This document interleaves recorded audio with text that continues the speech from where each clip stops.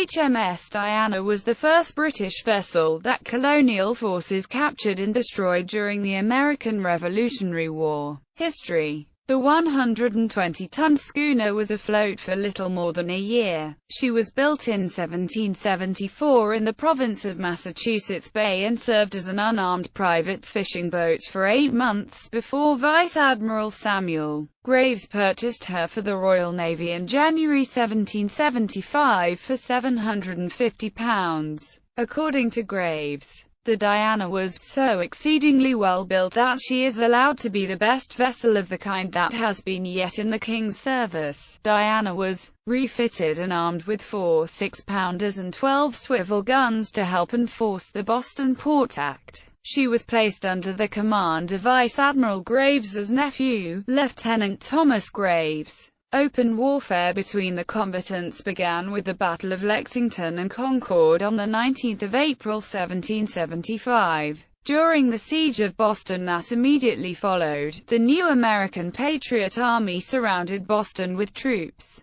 but British forces had naval supremacy over all the waterways nearby and occupied Boston itself. On 27 May 1775, Diana experienced unfavorable winds while exchanging fire with colonial land forces under John Stark during the Battle of Chelsea Creek. Rowboats began to tow her to safety, but the rowers were forced to leave their task under heavy fire. Diana drifted and ran aground on the Chelsea shore. General Israel Putnam then arrived with Patriot reinforcements and 2 cannon. Putnam offered good quarter to the sailors of Diana if they would surrender, but this offer was not accepted. The schooner rolled onto her side due to the lowering tide, but the crew continued to fire cannon when they were unable to stand on her deck. The British escaped Diana soon after midnight on 28 May, fleeing to the sloop Britannia, tender of HMS Somerset.